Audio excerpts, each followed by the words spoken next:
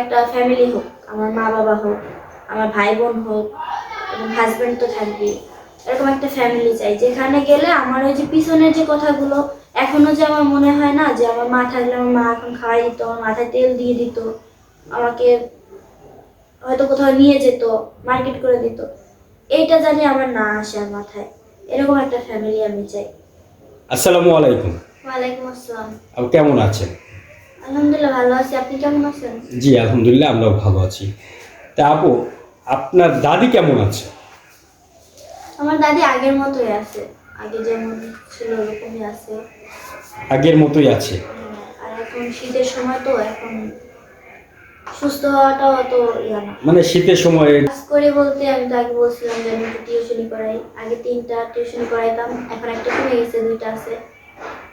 আর বিয়ে এখনো হয়নি। বিয়ে এখনো হয়নি?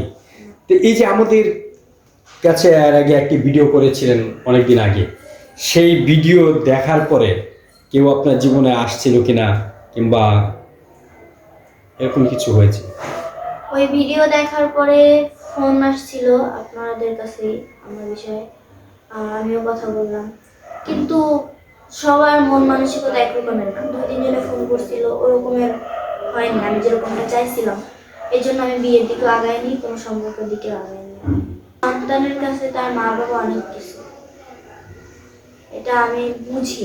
কারণ আমার মা বাবা যে কেন গেল, আমি এখনো মাঝে মধ্যে আমি কান্না করি, ভাবি যে কেন গেল, কি দরকার ছিল, না যাই হয়তো পারতো, আমাদের নিয়ে যাইতো, আমাকে নিয়ে যাইতো, আমাকে না নিয়ে কেন গেল, এগুলো ভাবি আর কান্না করি, কিন্তু বুঝতে পারি না যে কেন গেল।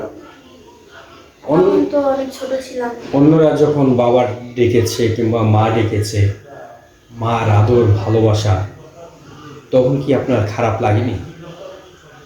তখন খারাপ লাগছে, অনেক খারাপ লাগছে আমার। যেমন আমার ক্লাসমেটরা ছিল, বন্ধু বান্ধব ছিল, বান্ধবীরা ছিল, ওদের বাড়িতে গেলে দেখতাম ওর মা যখন স্কুলে আসার জন্য ওদের বাড়িতে যাইতাম, আসে না ক্লাসে যাওয়ার আগে যাইতাম বান্ধবী বাসায়, যাওয়ার পরে দেখতাম ওর মা ওদেরকে তাড়াতাড়ি করে খাওয়াই দিত, মাখাইয়া।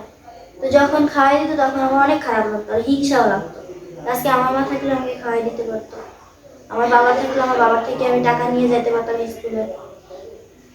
এগুলা ভাবতাম আর মনে মনে কান্না করতাম, কেউ যাতে না বুঝতে পারতো। ছোটবেলা থেকে আমি অনেক কষ্ট করছি, অনেক কান্না করছি, কিন্তু কেউ বুঝে নাই কখনো। সবাই জানে আমি অনেক খুশি আছি, সবসময় হাসি খুশি থাকি। তো সেই কান্না, দুঃখ, কষ্ট বোঝার মতো জীবনে কেউ এসেছে কেন? এটা বোঝার মতো হয়তো কেউই আসে নাই। যদি আসতো তাহলে হয়তো এতদিনে আমি তার সাথে সংসার করতে পারতাম, এতদিনে ভালো একটা ফ্যামিলিতে আমি থাকতে পারতাম। তা আপনি তো দেখতে শুনতে অনেক সুন্দর, স্মার্ট, লেখাপড়াও করেছে, তা আপনার জীবনে কেন এখনো লাইফ পার্টনার আসে? কেন আসেনি, আমার পছন্দ হয়নি তাই আসেনি।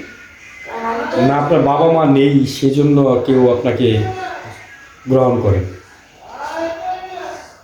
প্রস্তাব তো অনেক জায়গা থেকে আসছে।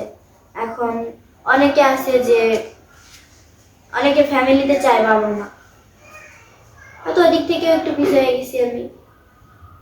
অনেক ছেলেরা চায় দরকার নেই ফ্যামিলির, কিন্তু তার ফ্যামিলি চায় আমার ফ্যামিলিকে, কিন্তু আমার তো ফ্যামিলি আমি দেখাইতে পারবো না। না, আপনার ফ্যামিলি আপনি দেখাতে পারবেন না। তো এখন যদি আমাদের এই ভিডিও দেখে কেউ যদি সেই আপনার বাবা মার আদর স্নেহ ভালোবাসা দিয়ে আপনাকে আগলিয়ে রাখে, তাহলে কি আপনি যাবেন? অবশ্যই যাব, সে সে হোক বা তার ফ্যামিলি, তার বাবা মা। আমি তো চাই আমার দর্শক, স্ক্রিনে দেওয়া যে নাম্বারটি দেখতে পাচ্ছেন সেটি আমাদের ইউটিউব কর্তৃপক্ষ। আপনাদের যদি আপুটিকে ভালো লেগে থাকে, পছন্দ হয়ে থাকে, তার একটি স্ক্রিনশট মেরে এ নাম্বার ইমো আছে, হোয়াটসঅ্যাপ আছে, পাঠিয়ে দিবেন। আমরাই আপনাদের সাথে যোগাযোগ করব। অযথা কোনো ভাই কল দিবেন না। ভালো থাকবেন, সুস্থ থাকবেন, আল্লাহ হাফেজ।